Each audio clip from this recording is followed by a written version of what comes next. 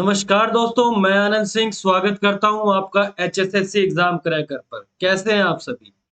तो उम्मीद है आप लोग सब बढ़िया होंगे, अपनी एग्जाम की तैयारी अच्छे से कर रहे होंगे और इसी तैयारी को और बेहतरीन बनाने के लिए हम आपके लिए लेके आए हैं ग्रुप नंबर 56, 57 की तैयारी के लिए हरियाणा सीईटी मेंस का इंश्योरेंस टॉपिक, जिसके अंदर फंडामेंटल ऑफ इंश्योरेंस आपका सब्जेक्ट है, जिसके अंदर हम आज का थर्ड टॉपिक पढ़ने वाले हैं, insurance as a social security tool.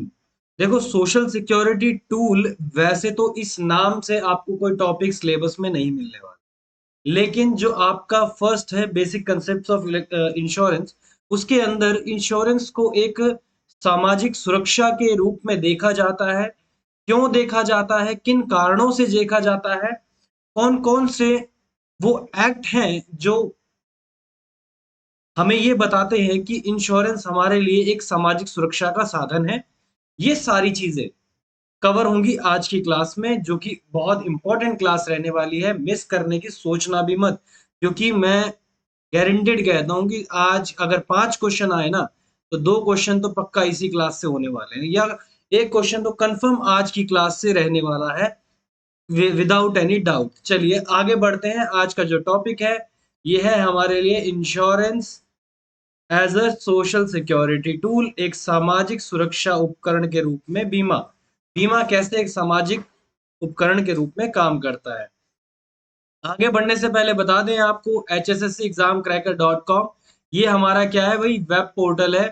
जो भी बच्चा किसी भी गवर्नमेंट, मैं याद रखिएगा, बार बार मैं बोलता हूँ, किसी भी गवर्नमेंट जॉब की तैयारी कर रहा हो, ठीक है?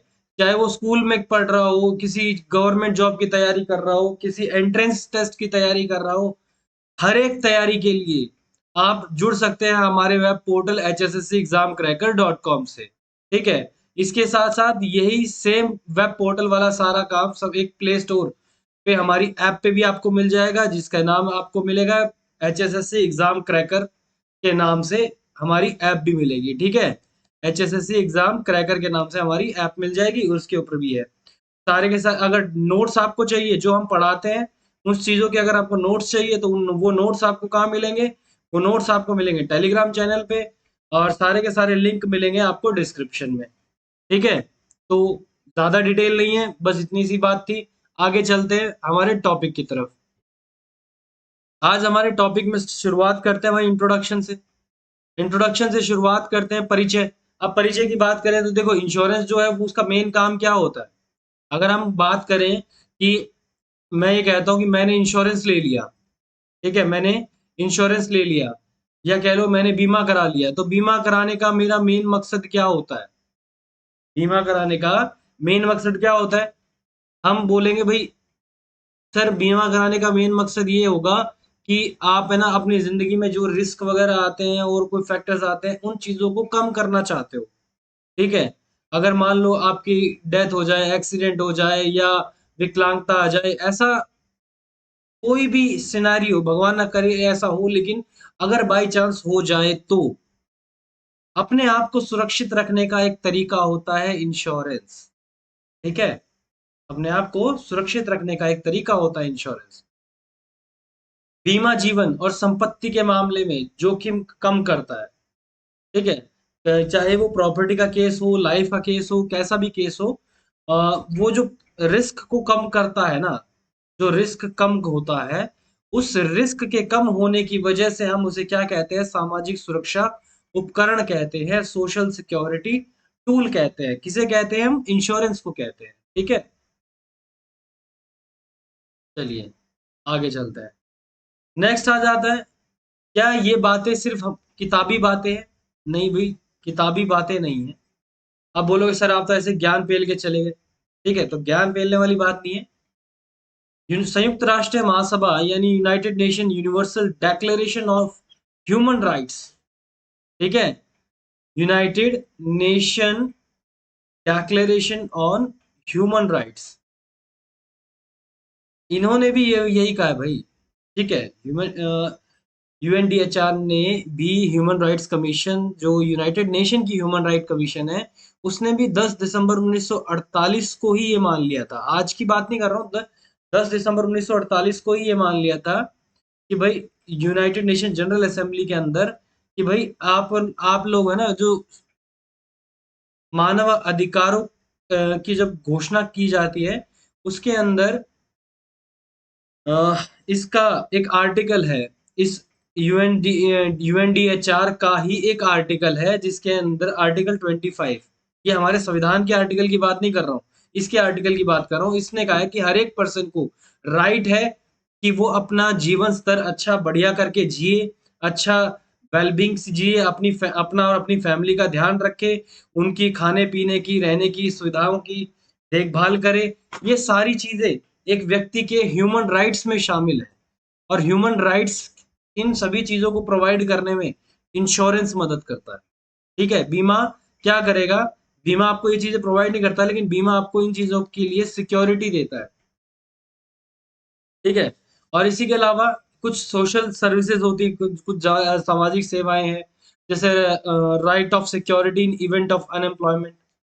ठीक है, बेरोजगारी की परिस्थितियों में उन पे नियंत्रण, सिकनेस, आप बीमार हो जाओ, विकलांग हो जाओ, या विडो हो जाओ, विडोपन, विधवापन, बुढ़ापे में आजीविका की हर तरह की जो कमियां हैं, हर तरीके के जो सर्कमस्टेंसेस हैं, उनको कंट्रोल करने के लिए, उनको उनसे बचने के लिए आपका इंश्योरेंस काफी जरूरी है भाई। ठीक है, सबसे जरूरी क्या है? आपका इंश्योरेंस है। तो इसी कथन को अगर हम आगे समझने की कोशिश करें, तो कहीं ना कहीं क्या होता है कि ये इंश्योरेंस प्रोवाइड करवाना, या अपने व्यक्तियों को सिक्योरिटी सिक्योरिटी या फिर कह लो, हिंदी में कहेंगे सुरक्षा देना, इन चीजों से सुरक्षा देना सरकार का भी दायित्व बन जाता है, राज्य का भी दायित्व बन जाता है। तो ये ड्यूटी ऑफ स्टेट है कि भाई राज्य का ये ड्यूटी है कि जितने भी राज्य के व्यक्ति हैं, जो अपने रहते हैं ना, जो भी रह रहे हैं हमारे राज्य में, जैसे हरियाणा राज्य में रह रहे हैं, तो हरियाणा सरकार की ये जरूरत हो जाती है कि भाई आपको ना, जितने भी आपके हरियाणा में रहने वाले जो व्यक्ति हैं, उन सबको एक सामाजिक सुरक्षा प्रदान करना आपका कर्तव्य बन जाता है। ठीक है, सरकार का ये क्या बन जाता है? कर्तव्य बन जाता है। परंतु विश्व के सभी संपूर्ण जो राष्ट्र हैं, लगभग वो सभी, ऐसा तो नहीं है कि हर कोई ऐसी स्थिति में है कि भाई वो सबको एक कह लो कि सोशल सिक्योरिटी का भाव मतलब प्रदान कर सके। हर कोई देश इतना एलिजिबल नहीं है ना। मैं अभी आपको एक जस्ट एग्जांपल से लेके बताता हूँ कि अगर अगर आज की डेट में हम यूएसए को देखें, USA United states of America बहुत ज्यादा डेवलप कंट्री है। ठीक है, यूनाइटेड स्टेट्स ऑफ अमेरिका के अंदर हर एक व्यक्ति को मेडिकल इंश्योरेंस लेना अनिवार्य है। भाई, मेडिकल इंश्योरेंस लो, कंपनी आपका मेडिकल इंश्योरेंस भरेगी। ठीक है, लेकिन ऐसी स्थिति अगर आती है कि भाई कोई गरीब व्यक्ति है, वो अपना इंश्योरेंस नहीं ले सकता, तो उस गरीब व्यक्ति के लिए गवर्नमेंट खुद, यूएसए की गवर्नमेंट खुद इंश्योरेंस लेके देती है, खुद इंश्योरेंस लेके देती है। और ये अपने पर्सनल एक्सपीरियंस से बता रहा हूँ। ठीक है, पर्सनल एक्सपीरियंस से बता रहा हूँ, ये बात बिल्कुल सत्य है कि भाई पहले यूएसए की कंपनीज क्या करती हैं, वो वहां बोलते हैं कि भाई आप इंश्योरेंस लो।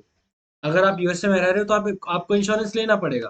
लेकिन अगर आप ऐसी स्थिति में नहीं हो कि आप इंश्योरेंस ले पाओ, तो आपको वहां की सरकारी कंपनीज आपको इंश्योरेंस प्रोवाइड करेंगी। ठीक है, वहां की सरकारी कंपनीज आपको इंश्योरेंस प्रोवाइड करेंगी।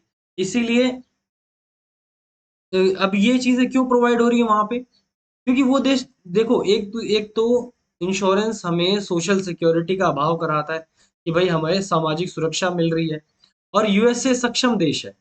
लेकिन वहीं पे अगर कंपेयर करें भारत को, हम हमारे देश की बात करें, तो हमारे देश में तो ऐसी स्थिति नहीं है कि हम 140 करोड़ लोगों को, ठीक है, 140 करोड़ से भी क्रॉस हो चुके हैं अब तो 140 करोड़ लोगों को हम इंश्योरेंस प्रोवाइड करें।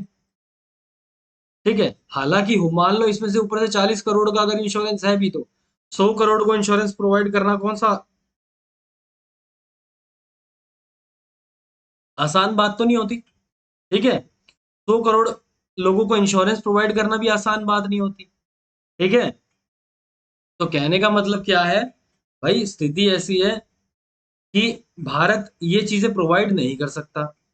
ठीक है, क्योंकि जनसंख्या बहुत है, ऊपर से रिसोर्सेस कम है, जनसंख्या ज्यादा है, तो ये सारी चीजें इंडिया प्रोवाइड नहीं कर सकता। तो इसीलिए जो बीमा कंपनीज होती हैं वो कहीं ना कहीं सरकार के जो ये डिसीजंस हैं या कंपनसेशन हैं, इनको मतलब एक तरीके से सरकार का बोझ हल्का करती है। ये जो बीमा कंपनियां हैं सरकार का एक तरीके से बोझ हल्का ही तो कर रही है, क्यों? ठीक है, article 41 of the Indian constitution, हमारे संविधान का आर्टिकल 41 किसके बारे में बात करता है? आर्टिकल 41 बात करता है राइट टू वर्क। ठीक है, यानी काम करने का अधिकार, education, public assistant, cases of unemployment, old age, sickness, ये बुढ़ापा, बीमारी, विकलांगता, इन सब के मामले में आर्थिक क्षमता या आर्थिक अ, सहायता प्रोवाइड करना किस में आता है? आर्टिकल 41 के तहत आता है। अगर आपसे पूछ लिया जाए, अब यहाँ से आपका पहला एमसीक्यू क्वेश्चन बनना शुरू हो रहा है भाई, ध्यान दीजिएगा। यहाँ से आपका पहला क्वेश्चन बनना शुरू हो गया है। पहला क्वेश्चन, क्वेश्चन नंबर 1, अगर आपसे पूछा जाए कि भारतीय संविधान के किस अनुच्छेद के अनुसार, भारतीय संविधान के किस अनुच्छेद के अनुसार, under which article insurance is used as social security tool for India. ठीक है, अगर आपसे पूछा जाए अनुच्छेद 41 के अनुसार भारत में इंश्योरेंस को, बीमा को किस रूप में हम सामाजिक सुरक्षा उपकरण के रूप में देखते हैं, कौन से आर्टिकल के तहत? तो आर्टिकल 41। ठीक है, याद रखिएगा आर्टिकल 41। और इसी आर्टिकल को ध्यान में रखते हुए भारत सरकार ने जितने भी नागरिकों के अधिकारों की रक्षा और उनको लाभ प्रदान करने के लिए, उनको फायदा पहुंचाने के लिए, ठीक है, काफी कानून पारित किए। अब देखो, डायरेक्टली सभी को इंश्योरेंस नहीं दे सकते, लेकिन जो इंश्योरेंस दिए जा सकते हैं, लोगों को सहायताएं प्रोवाइड की जा सकती है, उनसे रिलेटेड कुछ कानून बनाए हैं, कुछ लॉ बनाए हैं, कुछ कानून बनाए हैं। अब वो कानून क्या है अनुच्छेद 41 के अनुसार, वो अब हम यहाँ से पढ़ना शुरू करेंगे। ठीक है, पहला है वर्कमैन कंपनसेशन एक्ट, तो 1923। दूसरा एमसीक्यू, अगर आपसे पूछ ले कर्मकार मुआवजा अधिनियम कब आया था, कब लाया गया, तो 1923 में लाया गया। ठीक है, कब लाया गया? 1923 में लाया गया। और इस एक्ट के तहत क्या कहा जाता है? इस एक्ट के तहत कहा जाता है कि भाई अगर आप किसी जगह, किसी फैक्ट्री में, किसी कंपनी में काम कर रहे हैं और उस कंपनी में आपको चोट लग जाती है, आपकी मृत्यु हो जाती है, तो एम्प्लॉयर जो होगा, जो आपका नियोक्ता होगा, ठीक है, एम्प्लॉयर जो होगा, जो आपका नियोक्ता होगा, उसे आपको कंपनसेशन देना होगा। ठीक है, उसे आपको टाइम पे सैलरी देनी होगी और साथ साथ में इलाज का खर्चा देना होगा। ठीक है, एक्सीडेंट अगर हो जाता है, सिंपल चोट लग जाती है, और अगर चोट ज्यादा गंभीर होती है तो मुआवजा देना पड़ता है। ठीक है, ये सारी की सारी चीजें किसमें आती हैं? वर्कमैन कंपनसेशन एक्ट 1923, कर्मकार मुआवजा अधिनियम 1923 के तहत आता है। दूसरा एक्ट किसका है? दूसरा एक्ट है कर्मचारी राज्य बीमा अधिनियम 1948, एम्प्लॉय स्टेट इंश्योरेंस एक्ट 1948। ठीक है, एम्प्लॉय स्टेट इंश्योरेंस एक्ट यानी राज्य बीमा अधिनियम, कर्मचारी राज्य बीमा अधिनियम। आप में से अगर कोई व्यक्ति अभी भी किसी प्राइवेट फील्ड में काम कर रहा है या काम कर चुका है, उसको इसके बारे में जरूर पता होगा। आपने सुना होगा आपका ईएसआई कटता है, पीएफ कटता है। ठीक है, यहाँ पीएफ की बात मैं नहीं कर रहा हूँ, लेकिन जो दूसरा है, जो ईएसआई है, वो ईएसआई क्या होता है? ईएसआई की फुल फॉर्म है employ state insurance act 1948। ESI act की अगर हम बात करें, ईएसआई एक्ट कब आया था? हमारी आजादी के अगले साल 1948 में आया था। और जब देखो, जो भी प्राइवेट फील्ड में कोई व्यक्ति काम करता है ना, जब कोई प्राइवेट फील्ड में व्यक्ति काम करता है, तो उसकी जो बेसिक सैलरी होती है, बेसिक सैलरी यानी आधार, जो उसके आधार बेसिस पे जो उसकी सैलरी है, आधार कार्ड के बेसिस पे नहीं, जो उसकी आधारभूत सैलरी है या बेसिक सैलरी है, ठीक है, उसका 12.5%, ठीक है, 12.5% तो क्या कटता है, पीएफ कटता है।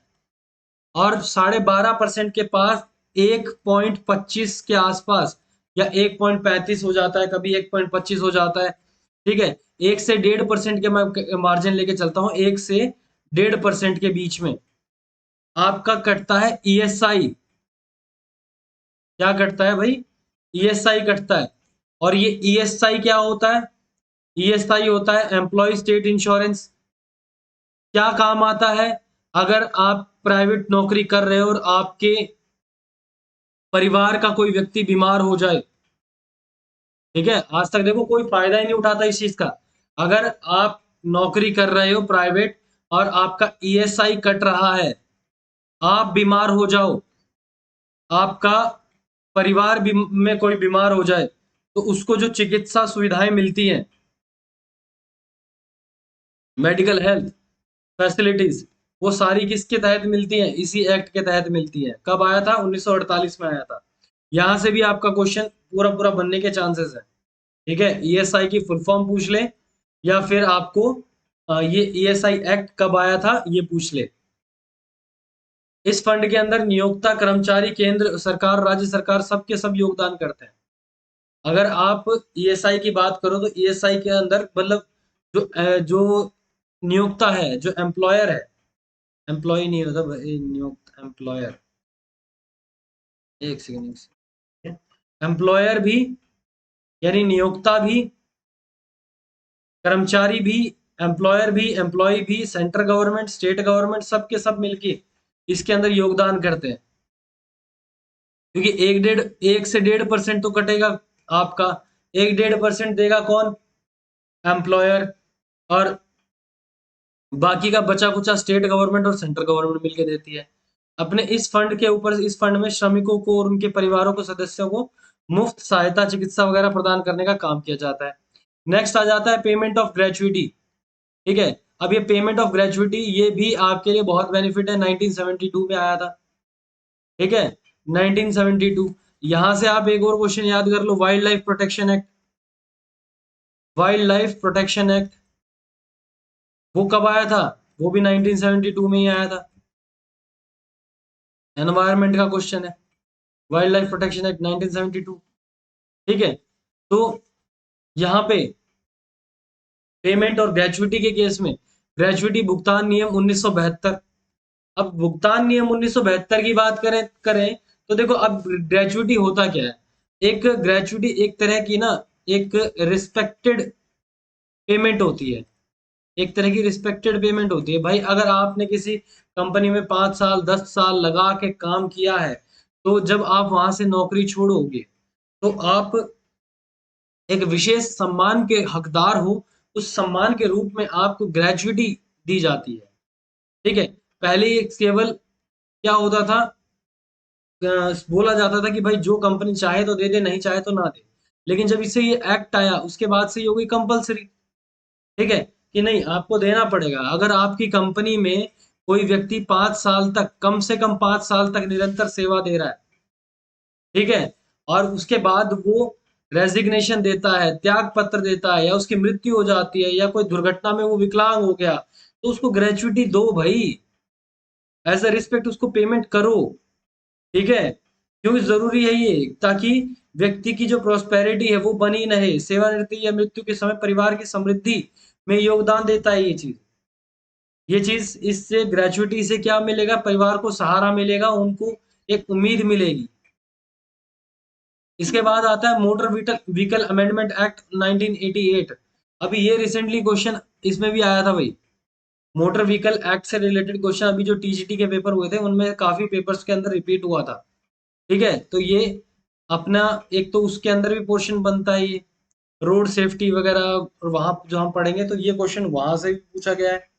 ठीक है, वहां पे भी आता है। वैसे मोटर व्हीकल अमेंडमेंट एक्ट 1988, 1988 में मोटर वाहन संशोधित अधिनियम आया था। ठीक है, इस एक्ट ने क्या कहा, 1988 में इस एक्ट ने क्या कहा कि भाई देखो, इंश्योरेंस होते हैं तीन, जो तीन तरह के, first party, second party, third party.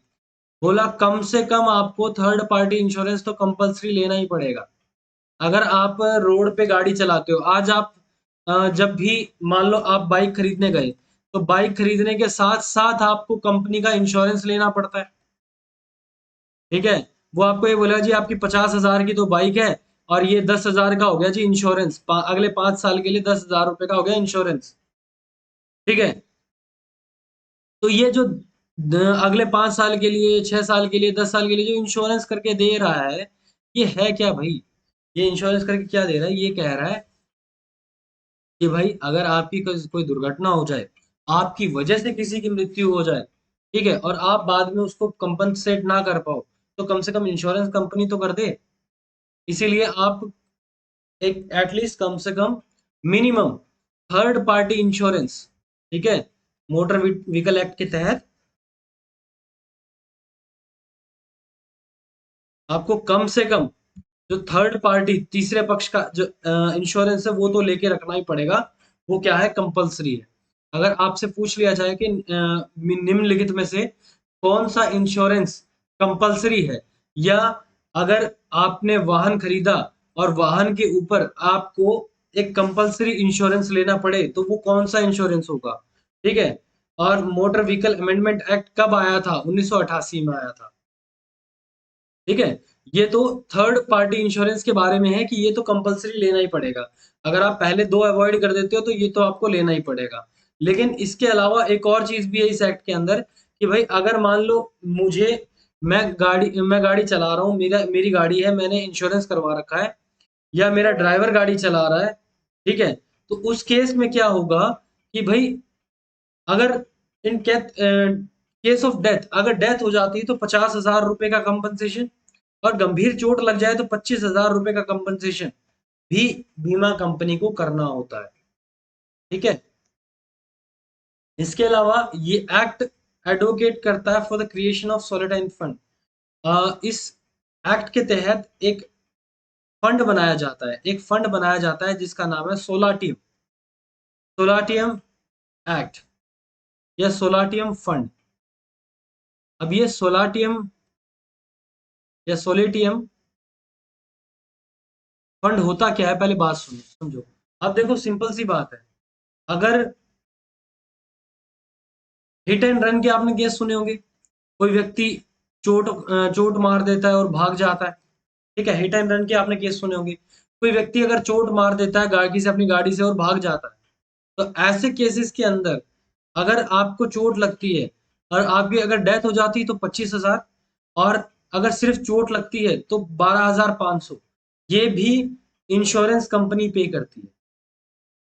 ठीक है, ये भी इंश्योरेंस कंपनी पे करती है। इसके अलावा सार्वजनिक दायित्व अधिनियम 1991, पब्लिक लायबिलिटी एक्ट। अब कुछ जिम्मेदारी पब्लिक की भी है, ठीक है, इसीलिए पब्लिक के ऊपर से भी रिलेटेड एक एक्ट बनाया गया है, एक्ट ऑफ 1991। अब इसको याद रख लेना, जिस वर्ष एलपीजी रिफॉर्म्स आए थे, उसी समय पर एलपीजी रिफॉर्म्स आए थे, प्राइवेटाइजेशन ज्यादा बढ़ गया और पब्लिक की जो जिम्मेदारी है वो ज्यादा बढ़ गई, तो सार्वजनिक दायित्व ज्यादा बढ़ गया, तो उसी साल ये एक्ट आ गया। ऐसे एक स्टोरी बना के आप इसको याद रख सकते हो। ठीक है, तो पब्लिक लाइबिलिटी एक्ट आया था 1991 में। इस एक्ट ने क्या कहा कि जितनी भी इंडिविजुअल्स हैं, कंपनीज हैं, इंडस्ट्रीज हैं, सभी जो भी हैजार्डस सब्सटेंसेस में इन्वॉल्व है, मान लो कोई कंपनी ऐसी है जो केमिकल बनाती है और वो केमिकल खतरनाक है, जैसे 1984 में भोपाल गैस ट्रेजेडी हुई थी। ठीक है, भोपाल में गैस ट्रेजेडी हुई थी, मिथाइल आइसोनेट जो केमिकल गैसेस थी वो लीक हो गई थी।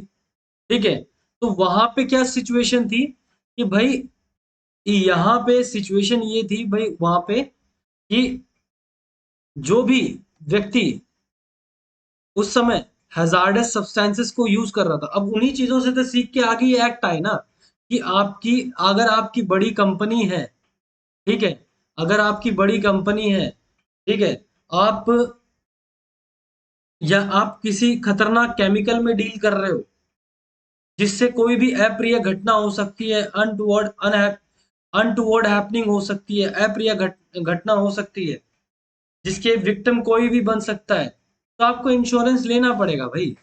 ठीक है, तत्काल सहायता उपलब्ध कराई जा सके, इसीलिए उनके लिए इंश्योरेंस लेके रखा करो पहले से, कि अगर आपकी फैक्ट्री की वजह से कोई नुकसान हो जाता है, कोई खतरा हो जाता है, उस कोई अप्रिय घटना हो जाती है, उससे निपटने के लिए फटाफट कोई इंश्योरेंस सिक्योरिटी वगैरह ऐसा टूल रखना जरूरी है।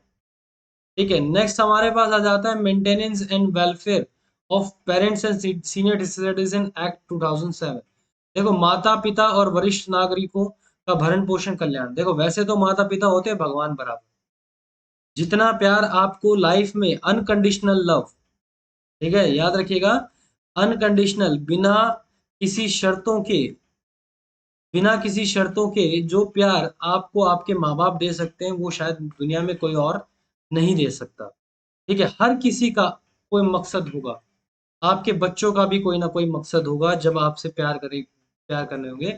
अगर आपका बच्चा आपके पास आता है और प्यार से बोलता है, पापा मुझे ये चाहिए, मम्मी मुझे ये चाहिए, तो लाइक वो प्यार जता रहा है कब, जब उसे कुछ सामान चाहिए। ठीक है, लेकिन एक माँ बाप ही ऐसे हैं जो बिना अनकंडीशनल लव आपको शो कर सकते हैं। तो उन्हीं के मेंटेनेंस के लिए और वरिष्ठ नागरिकों के भरण पोषण के लिए कल्याण अधिनियम 2007 आया। ठीक है, maintenance and welfare of parents and senior citizen act 2007। अब ये एक्ट ये कहता है कि भाई देखो, अगर आपके घर में सीनियर सिटीजन हैं, आपके माता पिता हैं, तो आपकी ये जिम्मेदारी है कि आप उनका भरण पोषण करें। ठीक है, आप प्रभावी प्रदान करने वाले अधिनियम से बंधे हुए हैं। ऐसा नहीं कि आप क्या कर लोगे, अगर कई कई बार हो जाता है ना अड़ियल से बच्चे, और वो ये बोल दे अपने माँ बाप को कि क्या कर लोगे तुम, हम्म, बोलो क्या कर लोगे, कि नहीं देता तुमको खर्चा, बताओ क्या कर लोगे। तो वो उसी समय कोर्ट जा सकते हैं, और कोर्ट में फैसला आएगा माँ बाप के हक में, किस एक्ट के तहत, इस एक्ट के तहत। यह अधिनियम बच्चों और उत्तराधिकारियों के वरिष्ठ नागरिकों और माता-पिता को मासिक भरण-पोषण भत्ता प्रदान करने का कानूनी दायित्व बनाता है। उनको कानूनी दायित्व है उनका कि भाई आपको ना एक, अगर आप उत्तराधिकारी हो, अगर उनसे प्रॉपर्टी आपको ट्रांसफर हो रही है, तो आप उनका ध्यान रखोगे, और अगर नहीं रख रहे हो तो प्रॉपर्टी नहीं मिलेगी।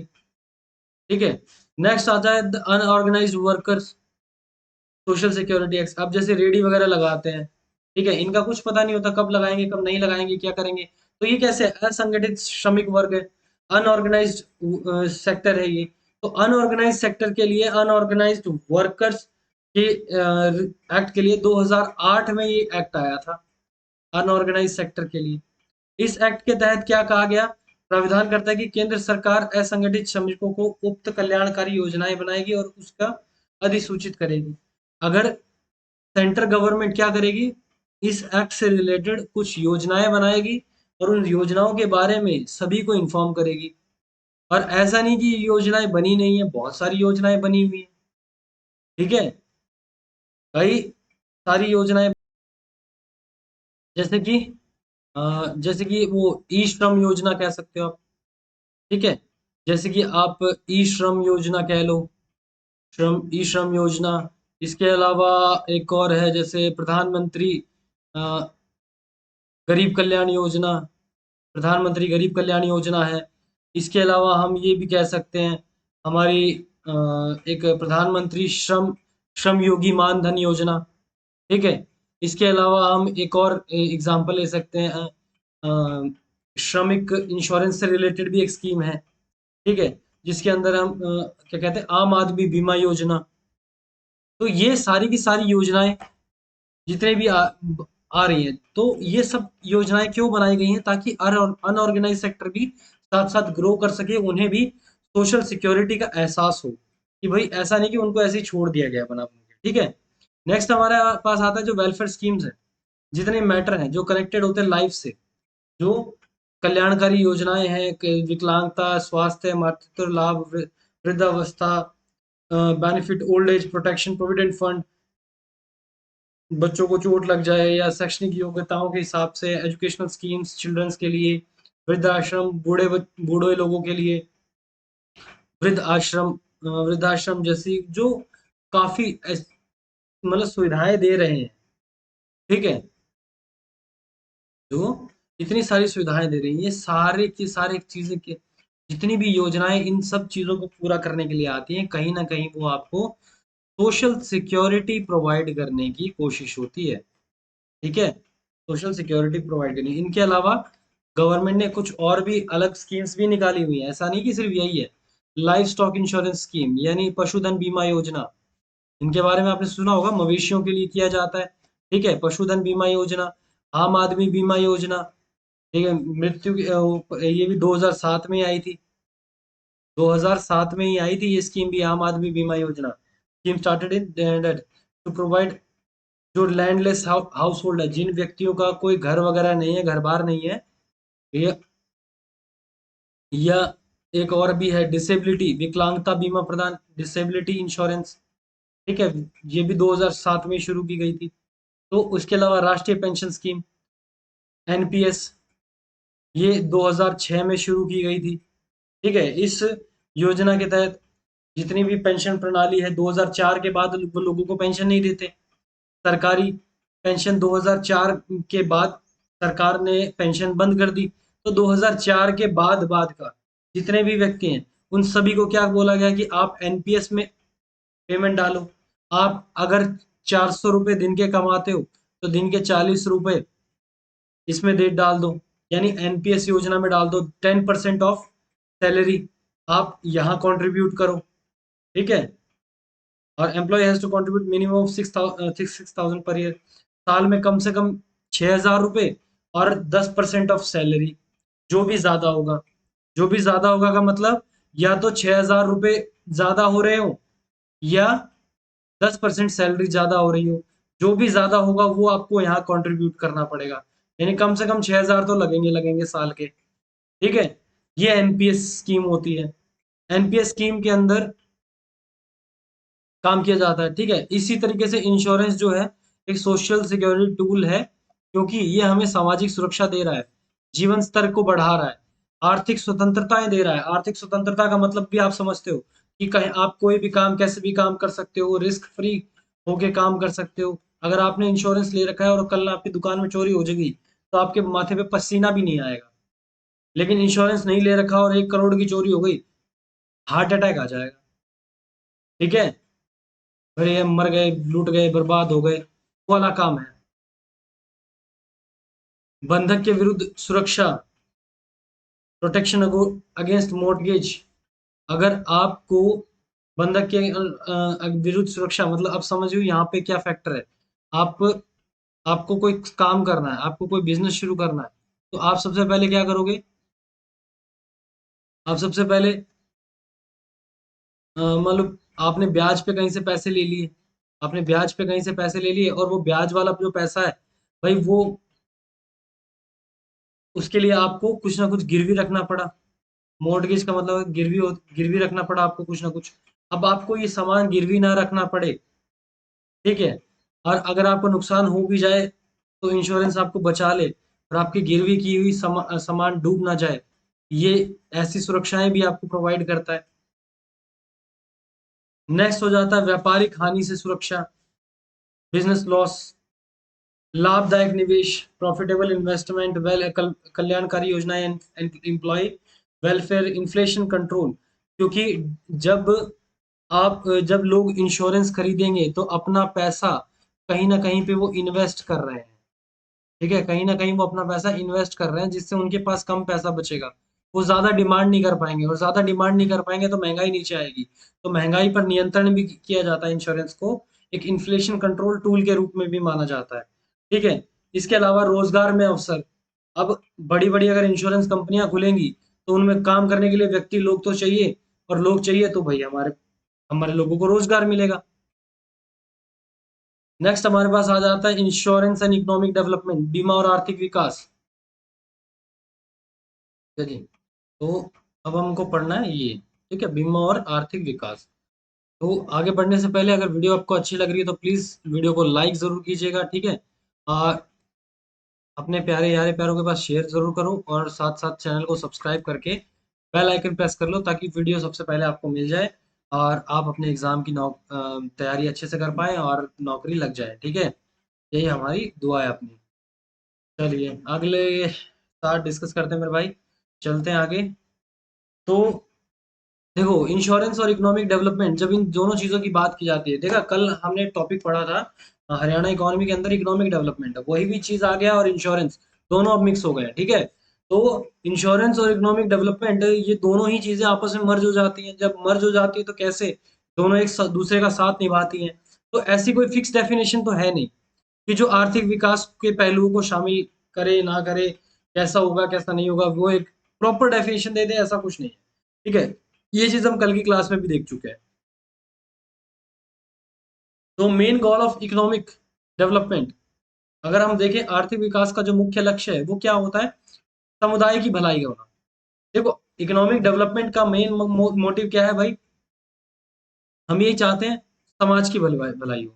और यूनाइटेड नेशन की जो ऑर्गेनाइजेशन है 1964 में, इसने भी बीमा का जो महत्व है वो बता दिया था कि भाई बीमा क्या होता है, कैसे किया जाता है, क्यों इतना इंपॉर्टेंट है, डेवलपमेंट प्रोसेस के लिए इंश्योरेंस क्यों इंपॉर्टेंट है। ये सारी चीजें हमें पहले ही बता दी गई है, ठीक है। उसके बाद बीमा जितना भी है आर्थिक वृद्धि और संरचनात्मक वृद्धि हर तरीके से बढ़ावा देता है, चाहे वो इकोनॉमिक ग्रोथ कह लो या स्ट्रक्चर ग्रोथ कह लो, हर तरीके से इंप्रूवमेंट करता है। कैसे कैसे इंप्रूवमेंट करता है, ये फाइनेंशियल साउंडनेस को बढ़ाता है फर्म की। अगर कोई कंपनी है, मान लो कोई छोटी कंपनी है, छोटी कंपनी के लिए तो बीमा बहुत जरूरी है भाई। अगर छोटी कंपनी है, मुश्किल से खोली है, पैसा डूब गया, कंपनी डूब गई तो बर्बाद हो जाओगे। अगर इंश्योरेंस करा रखा है तो बच जाओगे। वहीं पे बड़ी कंपनीज को तो और भी ज्यादा जरूरी है, क्योंकि एकदम से लॉस बड़ी कंपनीज एकदम से लॉस झेल नहीं पाएंगी।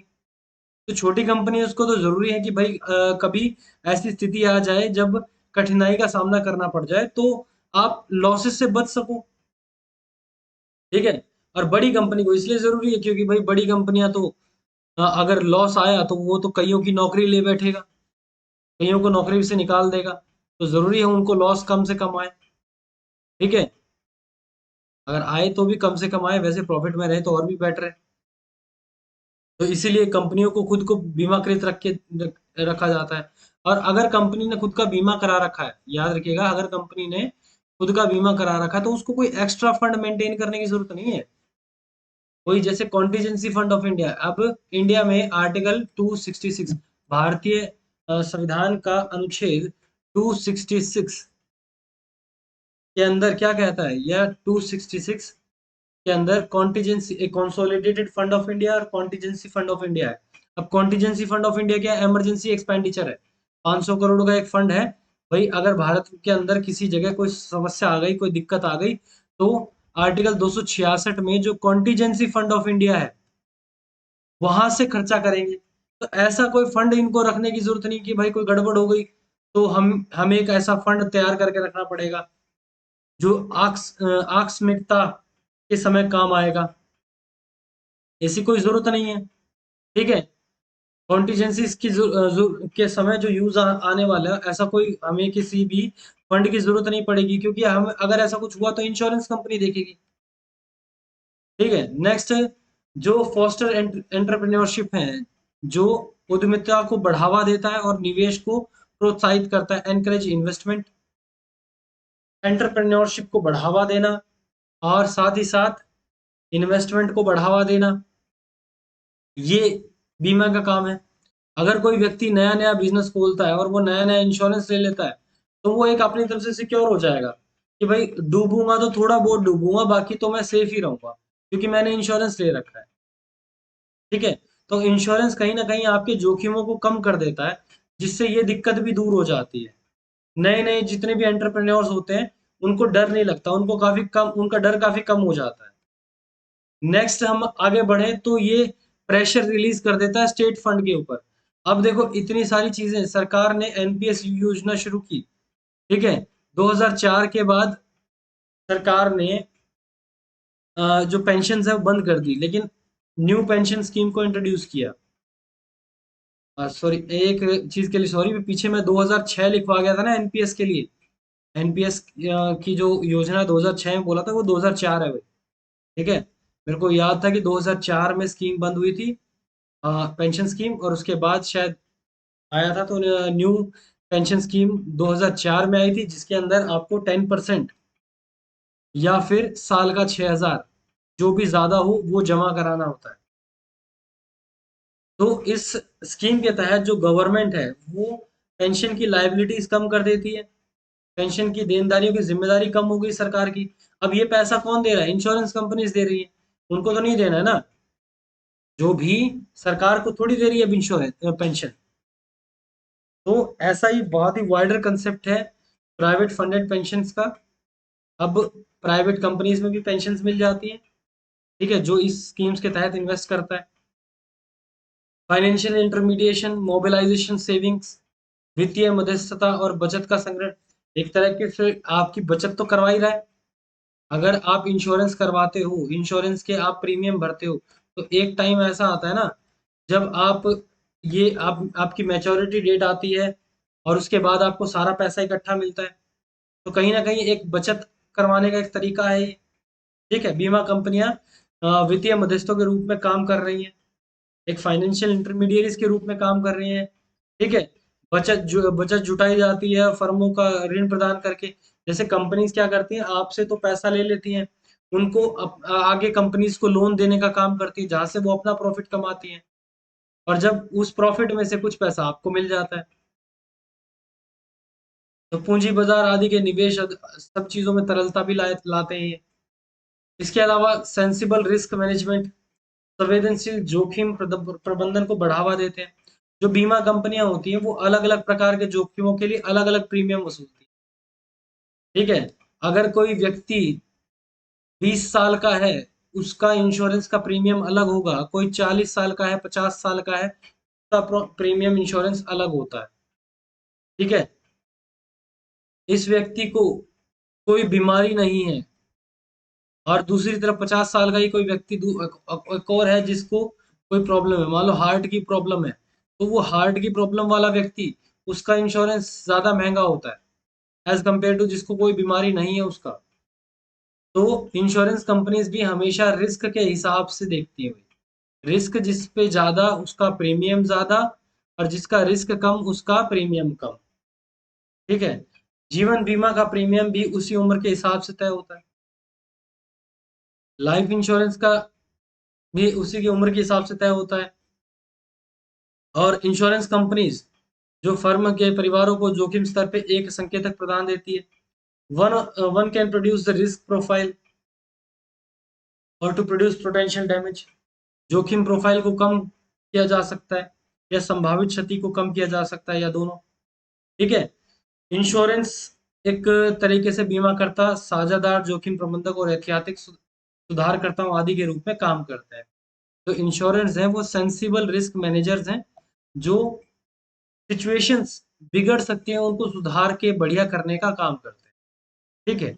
यहाँ तक आपको उनको डिटेल में समझ में आया होगा, उसके बाद कुछ ज्यादा कुछ बचा नहीं है, ठीक है। लास्ट ये है कि कोई फोस्टर स्टेबल कंजम्पशन, फिर खपत को बढ़ावा देता है। अब जो लोग यूज कर रहे हैं, जो लोग पैसा लगा रहे हैं इसके अंदर, कंजम्पशन कर रहे हैं, ड्राइवर इकोनॉमिक ग्रोथ, ठीक है, leads to demand and leads to production.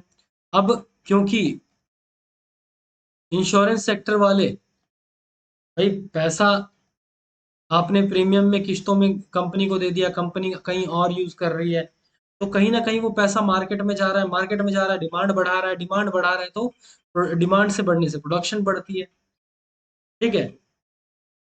Production बढ़ेगा, कंजम्पशन बढ़ेगा, और इसी तरह से वृद्धावस्था की जरूरतें, विवाह, बच्चों के निपटान, स्वास्थ्य, दुर्घटना, जीवन की हानि आदि से, हर चीज से तो ये सुरक्षा प्रोवाइड कर ही रहा है। तो कहीं ना कहीं ये कंजम्पशंस को भी स्टेबल कर रहा है, स्थिर कर रहा है। तो इंश्योरेंस सर्व बहुत सारे वैल्यूएबल इकोनॉमिक फंक्शंस लेता है। देखो बहुत तरीके से मध्यस्थता का काम करता है। ऐसा नहीं है कि जो फाइनेंशियल इंटरमीडियरीज हैं वो सिर्फ और सिर्फ बैंक होते हैं। बैंक हो गए, एनबीएफसी हो गए। ऐसा नहीं है कि सिर्फ यही फाइनेंशियल इंटरमीडियरीज हैं। बहुत सारी फाइनेंशियल इंटरमीडियरीज ऐसे भी हैं जिनमें से इंश्योरेंस एक है। ठीक है, जिनमें से इंश्योरेंस एक है, ये बात याद रखना है। तो sector works as a catalyst. ये सारा एक उत्प्रेरक के रूप में काम करता है, कैटलिस्ट के रूप में काम करता है। इकोनॉमिक डेवलपमेंट को तेज करने का काम करता है। कैटलिस्ट का काम क्या होता है? कैटलिस्ट का काम होता है कि जब कोई प्रोसेस या कोई रिएक्शन हो रही होती है, केमिस्ट्री में पढ़ते हैं हम कि कैटलिस्ट क्या करता है। कैटलिस्ट जो रिएक्शन हो रही होती है उसको क्या कर देता है? तेज कर देता है। ठीक है, और वही काम यहाँ पे इंश्योरेंस कंपनीज कर रही हैं। वो जो इकोनॉमिक डेवलपमेंट हो रही है उसको तेज कर रहे हैं, उसको बढ़ा रहे हैं। ठीक है, तो आज के लिए इतना ही। अगर वीडियो अच्छी लगी हो तो प्लीज़ लाइक कीजिएगा, शेयर कीजिएगा और साथ साथ सब्सक्राइब जरूर कर लीजिए भाई, यहाँ तक। ठीक है, और जितना हो सके शेयर जरूर करो भाई, जितना हो सके शेयर करो। मिलते हैं नेक्स्ट वीडियो में। जय हिंद, जय भारत। चलिए।